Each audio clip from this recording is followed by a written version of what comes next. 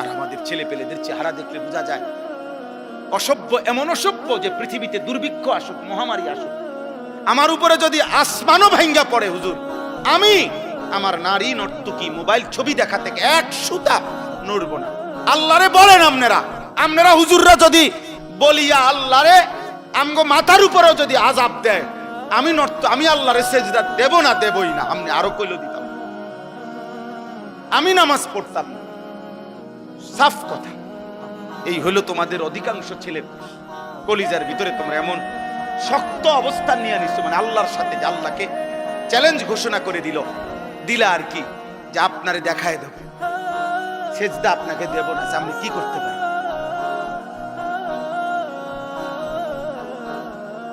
ঠিক আছে আব্বা, চলো, কোনো সমস্যা নাই, কেউ কারোর জন্য থামবে না। এই পৃথিবীতে এর চাইতে বড় বড় পাপীরা ধ্বংস হয়েছে না? এই দেখেন আল্লাহ তাআলা বলেন, আমিনতুম মান ফিস সামাই আন ইয়াখসিফা বিকুমুল আরদা ফাইদা হিয়া তামুর। আল্লাহ তাআলা বলেন, বান্দা, ওই আসমানের মাওলা রব আল্লাহ, তার থেকে তোমরা কিভাবে এতটা, হে পাপীরা, এতটা নিরাপদ কেমনে হয়ে গেলা? তোমরা কি জানো না ওই আল্লাহ চাইলে জীবন্ত মাটির নিচে দাফন করে দিতে পারে? তখন তো তোমাদের মতো নাফরমানকে মাটির নিচে নিয়া মাটি কাঁপতে থাকে। এই পৃথিবীতে কোন পাপীকে আল্লাহ তাআলা মাটির নিচে দাফন করছেন? জীবন্ত করছেন না? হ্যাঁ, দুইজন, একটা ব্যক্তিকে, একটি জাতিকে। কারুনকে আল্লাহ তাআলা জীবন্ত মাটির নিচে দাফন করে দিয়েছে। দুই নাম্বার হলো কওমে লূতকে, লূত আলাইহিস সালামের জাতি ঘুমন্ত ছিল, নাফরমান জাতিকে আল্লাহ তাআলা জীবন্ত জমিনের নিচের মাটি উপরে উঠাইয়া উপরের মাটি নিচে দিয়া সমান করে দিয়েছে। আম আমিনতুম মান ফিস সামাই আন ইউরসিলা আলাইকুম হাসিবা। এবার আল্লাহ তৃতীয় আয়াতে বলে, আমার বান্দারা, হে নাফরমান পাপী, হে মদখোর, নেশাখোর, গাঁজাখোর, সুদখোর, কিস্তিখোর, হারামখোর, বেহায়া, বেপর্দা নারী, সেজদা নাই, নামাজ নাই, হায় নাফরমান, ওই আসমানের আল্লাহ থেকে কেমনে নিরাপদ হয়ে গেলা? যিনি চাইলে, তুমি কি জানো না যে আসমান থেকে, উপর থেকে যিনি পাথরের বৃষ্টি বর্ষণ করে ধ্বংস করে দিতে পারে? তুমি কি জানো না সেটা? এরকম কাউকে করছে? কেউ কে করে নাই? আব্রাহার পুরা বাহিনীকে আল্লাহ তাআলা পাথর দিয়ে ধ্বংস করে নাই? ওই পাখি কি ফেলাইছে? ওয়া আরসালা আলাইহিম তায়রান আবাবিল তারমিহিম বিহিজারাতিন মিন সিজ্জিল। কোনদিন যদি আল্লাহর কোরআন তরজমা পড়তা তাই না বুঝতাম না।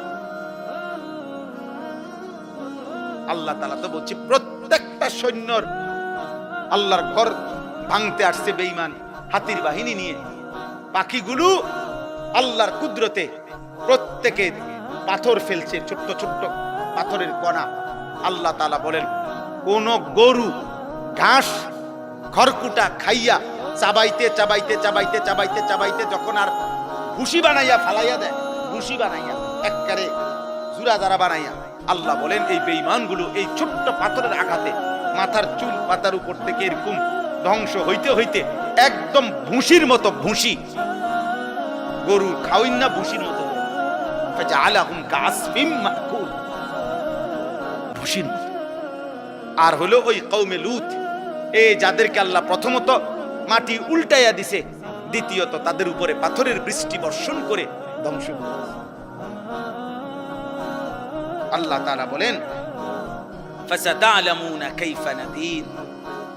তখনই তোমরা জানতে পারবে, যদি আমি আযাব দিয়ে থাকি, তখনই বুঝবা তোমরা আমি আল্লাহ তাআলার ভয় প্রদর্শনটা কেমন ছিল।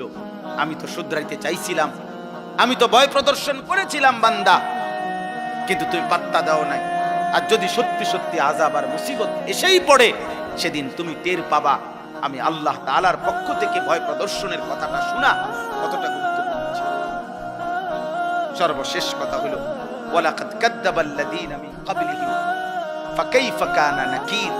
আল্লাহ তাআলা বলেন, হে পৃথিবীবাসী, তোমরা যে যেখানে পাপ করছো, আমি কিংবা আপনি যুবক ভাই তোমরা কিংবা বয়স্করা, পর্দার আড়ালের মা কিংবা বোন, আল্লাহ আমাদের সবাইকে বলছে তোমরা যে যেখানে পাপ গুনাহ করছো, নাফরমানি করছো, তোমাদের কাছে আমি আল্লাহ বলতে চাচ্ছি বান্দা, ইতিপূর্বে যারা আমি আল্লাহ তাআলার একটা একটা কথাকে মিথ্যা মনে করেছে, আমার নাফরমানি করেছে, তোমরা প্রত্যেকে ইতিহাসের পাতা থেকে খবর নাও তাদের পরিণতি কি হয়েছে। ফাকাইফা কানা নাকির, আমার বিরুদ্ধাচরণ করার দ্বারা ফেরাউনের কি হয়েছিল, নমরুদের কি হয়েছে, শাদ্দাদের কি হয়েছে, কারুনের কি হয়েছে, নূহ আলাইহিস সালামের কওম কেন ধ্বংস হয়েছে, হুদ আলাইহিস সালামের কওম, শুআইব আলাইহিস সালামের কওম, সালেহ আলাইহিস সালামের কওম। আল্লাহ বলেন এভাবে একবার দুইবার না তো বান্দা, এই পৃথিবীতে তো আমি বারবার দেখাইছি পাপীর পরিণতি কি হয়েছে। এতগুলো ঘটনা, এত ইতিহাস, এত তথ্য, এত রেফারেন্স, এতবার ঘটনার পুনরাবৃত্তি করার পরেও তুমি একবারও ভাবলা না, তুমি পাত্তাই দিলা না কথাটা। আল্লাহ আমাদেরকে বুঝ দান করেন।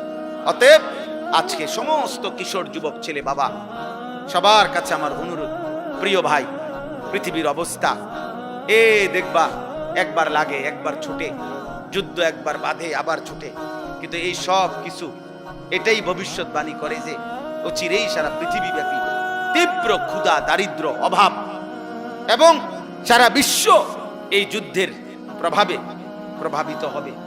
এভাবেই প্রত্যেকে নিয়ম হলো রাসূলুল্লাহ সাল্লাল্লাহু আলাইহি সাল্লাম হাদিস স্পষ্ট বলছে,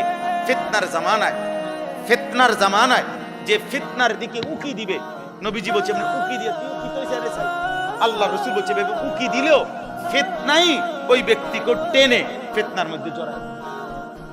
উনি গেছিল এমনি কি হইছে, এই বেটা তুই কি হইছে, কিটা আবার তোর কি, আর কি তো আমরা সেতেন কা, আমি আপনাদের কইলাম কত কথাটা না জিগাইলাম কি হইছে, আমি এই লাগিয়া গেল, মানে এরো ঢুকাল, বুঝেন না কথাটা। এবারে উনি গেছে, হ্যাঁ এবারে উনি গেছে, আও কিছে, এবারে উনি মানে উকি দিছে, উনি শুধু ঘটনাটা শুনতে চাইছে, উনারও কি করে দিছে।